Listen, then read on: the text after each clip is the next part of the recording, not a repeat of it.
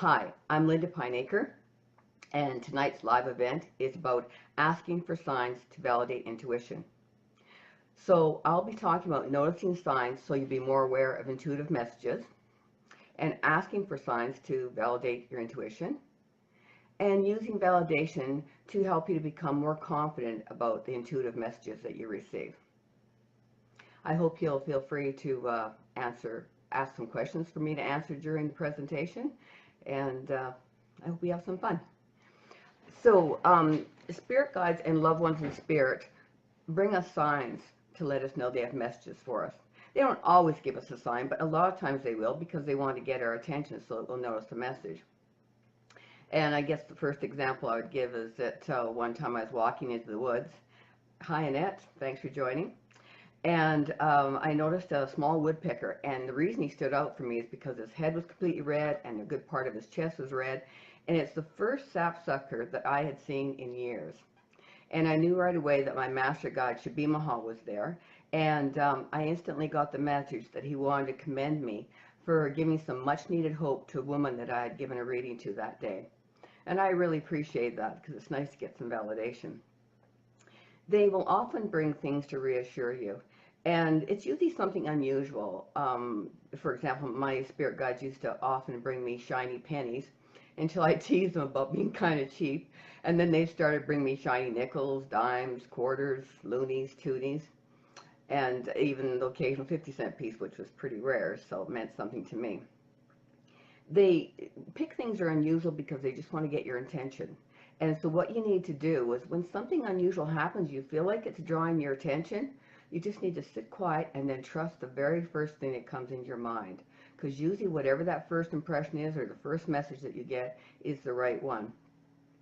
And they often want to reassure you. So if you get some unusual sign and you feel like someone's there, then if you think about what it is that you've been worried about, that's usually what they're reassuring you about. One of the examples I have for that is that when I lived in San Diego, I flew up to Parksville to visit my twin sister, and I was teaching a workshop there. And I was a little nervous. It's the first time I'd done that on Vancouver Island. And when I got to her house, when I unpacked my suitcase, I discovered that there was all kinds of broken black plastic inside it. And so I completely emptied the suitcase, swept all the black plastic pieces in my hands, and went to the trash can. And when I came back, the empty suitcase now had a couple of Australian coins in it. And I knew instantly it was from my stepfather. He'd been in the Navy and he'd been stationed in Australia. And his message was just to reassure me that the workshop was going to go well. And that really goes a long way for me. So I appreciate those kind of messages.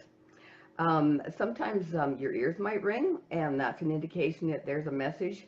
My twin sister Karen always laughs because if her ears ring on the right side, she knows it's dad. If it rings on the left side, she knows it's mom.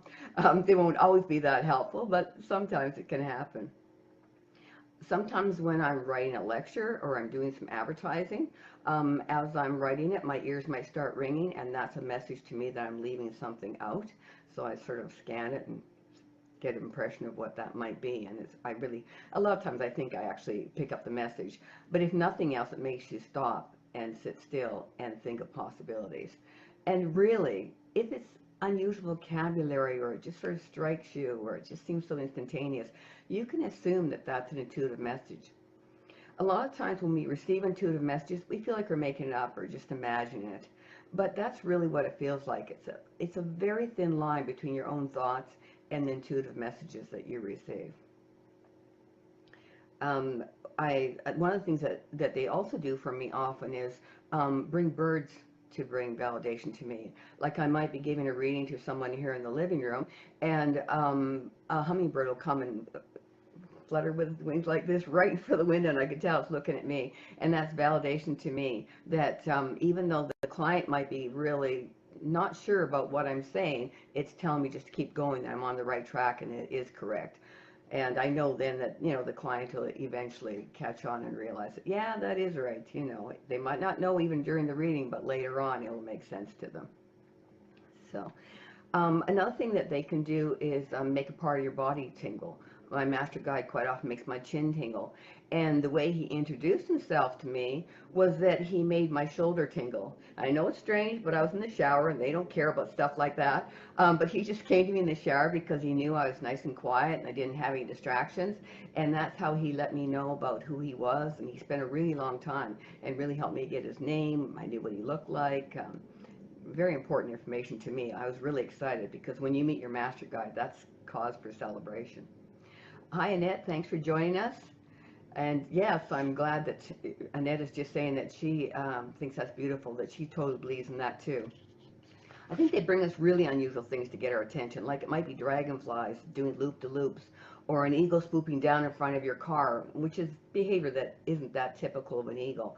And when you notice things like that, you really have to take it seriously. One time I was walking in the woods, and a raven was just making all kinds of racket. And I was checking to see whether or not there was a message for me. Wasn't really sure right away, but he just wasn't going to give up, so I knew there was a message. And then I saw in my mind a vision of a rounded Native American with one feather up the back, and he told me his name was One Feather and that he'd been my father in a past life. And when I checked, like I asked for validation, I said, if I'm right about this, please let me know. And right away the birds started making all kinds of racket again to give me validation. And I really like it when I get to know my spirit guides, and I find they often will bring unusual ways to get my attention. One time I was sitting on the front porch, and a huge grouse, landed on the roof of the house next door. It's the only house I can see from my property, and it's 2 stories high. That bird is so heavy, I would have never dreamed it could fly that high. And he landed there, and then I got a message that another one of my spirit guides was introducing himself to me. And he was with me for several years, that spirit guide. And hi, Daniela, thanks for joining. And Steve, good to see you. Maxine, nice. Happy to see you too. If any of you had any questions, go ahead and ask them, okay? Another time I was driving down the highway, going from San Diego to Los Angeles, and I had something happen. I'm sorry I don't remember what it was anymore, but something was kind of upsetting. And I saw turkey vultures circling in the sky above my car, and Shibimaha, my master guide, started saying that phrase, it's hard to soar with the eagles when you're surrounded by turkeys. He just came to reassure me that what had happened wasn't my fault. And obviously that meant a lot to me because I remember the reassurance, but I don't remember what the problem was. Sometimes they will bring things to you, sort of like it lights up for me, like it really attracts your attention.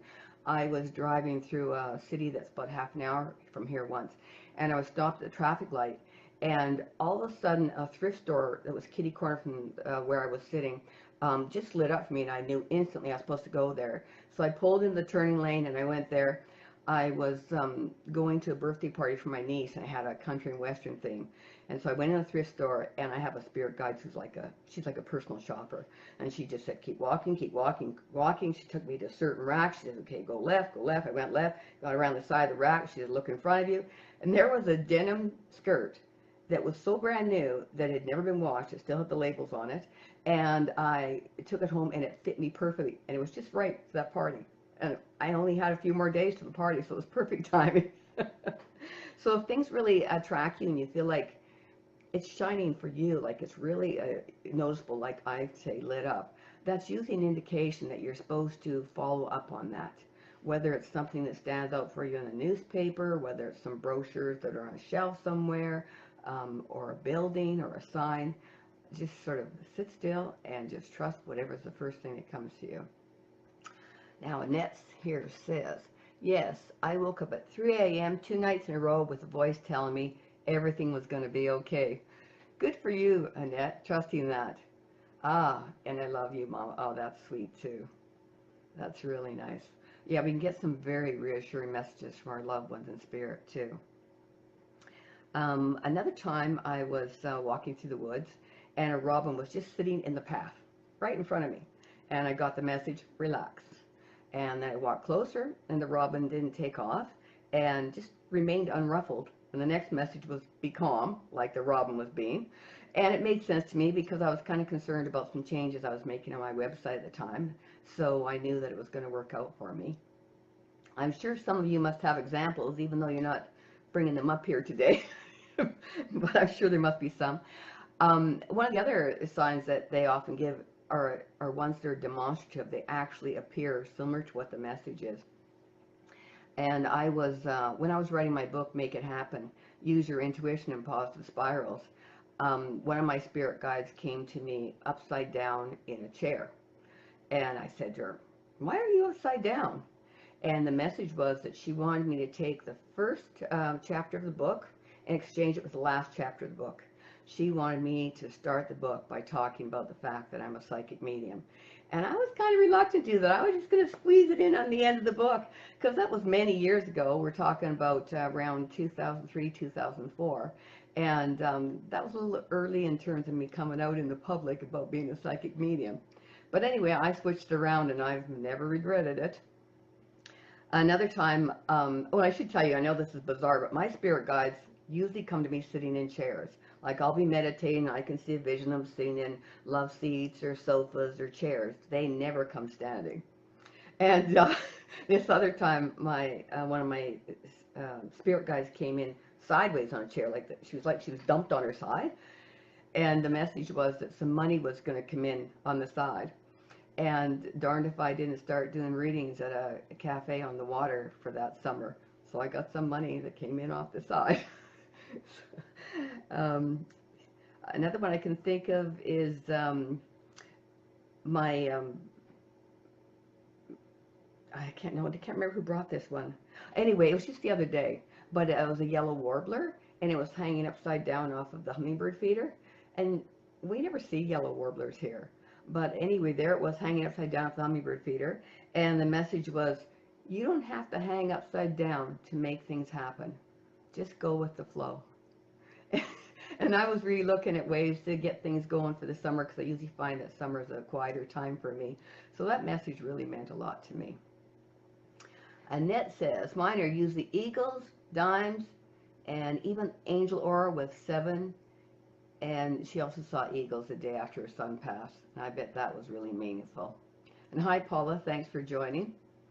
Yeah, I quite often see the triple numbers too, like 111, 222, 333, 444, 555. And lately I've been seeing like 2 or 3 sets of those triple numbers every day. So they're really trying to encourage me, because things are kind of in limbo for me right now. I'm in transition, making quite a change in terms of where I'm going in this career. So they're just reassuring me that just to sit tight, everything's going to be all right. So I bet one of the things that you're wondering about is, how do you tell when the message is from a loved one in spirit, a spirit guide, or your higher self, your soul, your intuition, or whatever? Because so often it feels like you're making it up. And the way to do that is to ask. You can say, is this a message from one of my spirit guides? And how does it feel? Does it feel like it's a yes? If you're not sure, you can ask. Bring me a sign. Bring me some validation. One time I was sitting on my porch, and Shabby Maha brought a dragonfly. And I received the message from him. Sorry, I don't remember what it is now. But I said to him, did you say blah, blah, blah? And I finished it with what I thought the message was. And I said, if that's what you said, please bring me 3 dragonflies at the same time, so they'll know that I got the message right. Sure enough, next time I look, there's 3 dragonflies zooming around in front of me. So I got my validation. Or you can ask them, is this a message, and ask them to bring a sign showing you. Or if you think you know who it's from, if you think, for example, it's your father or your mother or your son or your daughter, you can say, is this you? And if it is, please bring me whatever sign you want them to bring, and be, make it something that you're going to get right away. Like, for example, if it was something that stood out, like an insect, a butterfly, a dragonfly, or something like that, ask them to bring some more all at once, so you know for sure. When you're looking at things that are really important, sometimes it's difficult to trust your intuition, especially, if it's something you're emotional about or really attached to the outcome. It's hard to stay grounded, and your emotions can interfere. So those are times when it's a really good time to ask your spirit guides for some validation, or ask your loved ones. It doesn't matter, anybody in your spirit team, angel, whatever you prefer. Ask them to bring validation for the decision, and you want to be clear. So you can say it's a good idea for me too, and finish that sentence however you want. And then ask them to bring you a sign. It's important to choose a sign. It's important to make it something unusual so that you'll be sure, and it's important to give a deadline. And an example I'll give of that is that I was thinking of signing up for an event. It was a very big decision for me. And so I said to my spirit guides, if it's a good idea for me to sign up for this event, please bring me an owl. It doesn't have to be real. It can even be a picture. But I'd like you to bring it within 3 days because I don't want to go the rest of my life and not be able to have an owl because you don't want to give me that validation if it's not correct. I think it was, yeah, that evening I turned on the TV and I was watching a flip show where they're flipping a house, which typically most of the show takes place indoors, but all of a sudden the camera panned a nice close-up on an owl. I thought, oh, nice. The next day, I turned on the TV and then I left the room, and when I came back, just as I'm walking by the TV, the first thing I noticed was that exact same picture of the owl. It must have been a repeat show, but there it was, that close-up of the owl. So I knew for sure that I was supposed to sign up for that event. Another example I can think of is that a few years back, my son wanted me to go to Calgary early. I was going for Christmas, and he phoned and asked if I could come a few days early because they decided to move, and they thought I could watch their grandson while they were moving. It was a big decision for me because it was going to cost me $250 extra to make that change. So I said to my spirit guides, if it's a good idea for me to change my airfare, please bring me a grosbeak. And where I live, we don't see grosbeaks in the winter, and this was December. And all of a sudden I saw 2 grosbeaks, not just one, but 2 in my bird feeder right outside the window. So I got on the line and I changed the airfare. You got to trust that, that's for sure. Now I see we got another message from Annette. Thanks, Annette, you're a good participator. She put, I printed the heart in the sand at, I guess must be Esquire Lagoon. I'm not sure what that message means. Oh, maybe it's continued for, oh, I see there's one above it. She printed a heart and message to her son and asked him for a validation. And then an eagle circled over her head for 15 minutes. And then her husband told her to look at the trees where she'd seen a huge yellow aura of an eagle. And 6 more eagles reunited to the one above my head and then all soared off together. Wow, that's pretty incredible. The aura was a huge yellow angel. In Esquimalt. Ah, she lives down in Victoria. How would I know that, right? Didn't know there was an abbreviation for it. Let me see what else I was going to cover here today. Oh, yeah. I asked my spirit guides to help me a lot. They really like to help. And one day I was walking with my little dog, Misha, and she's getting pretty old. She's 13 now. And she seemed tired, so I picked her up. And then I intuitively felt like it was time to put her down. So I said to Shabimaha, I said, if it's okay for Misha to continue, please have her run lots so that I'll know. Well, next thing I know, she ran, and she ran, and she ran. And I just laughed and said, okay, I get it. So I let her walk the rest of the way home. You can do things like that. How many of you do that? I mean, give me a sign here. How many of you do this sort of thing to get validation for the messages that you receive? I can't be the only one. I know that lots of people in my classes do it. And if they didn't do it before the class, they certainly start doing it after the class. You know, I just noticed there's happy faces coming up my screen. Is that something you guys are doing? I didn't, oh, and here comes some hearts and some likes. I don't know how you do that, but thank you, I appreciate it. So, some of the other signs that you can ask for are coins, butterflies, dragonflies, birds, pictures. You can ask for specific numbers. Oh, I thought it's something that my grandfather did for me that was really incredible. This one didn't have anything to do with validation, but it was a really nice sign, and I knew instantly who it was from. When I lived in San Diego, we had just moved into this new place, and it had a brick flower bed that went all the way around the outside of the house. And it was so full of roots that we had to completely dig it out and fill it with dirt, so there was nothing growing in it, nothing. And I planted some plants, but I didn't plant any gladiola bulbs. And one day I walked by there, and I don't know how this thing grew, but it was the tallest gladiola I've ever seen in my life. I'm not kidding you. It was over 4 feet tall, and it grew up in a matter of days. Like, I'd been by a couple days before, and there wasn't a gladiola plant. And not only was it growing up in the flower bed, it was hanging out like this at an angle. And when I was 6 years old, my grandfather gave each of my sisters and I a gladiola bulb and had us plant it in the garden. And he said whichever one came up first, that he'd give that person a 50-cent piece. And I won. So as soon as I saw that gladiola, I knew it was my grandpa. And what I mean by that is that sometimes they'll give you signs that you know come from them because it's something that they were really crazy about, whether it was a rainbow or a certain type of bird, um, or even having somebody bring you some sort of a gift that you know that loved one would have wanted you to have because they know that it's meaningful to you. So you can really keep your eyes open for that sort of thing too. Oh, thanks, Annette. She's thanking me for sharing my story. You must be the only one here that can type. Anybody have any other questions? If you do, it's time to get them in now, because I've pretty much covered what I planned on talking about today. So if there's something else you want me to cover, please send it to me now. Just give you a minute to do that. I'm trying to think of anything else you might want to know that's along this line. So I guess, I mean, as a recap, I will say that don't hesitate to ask for validation.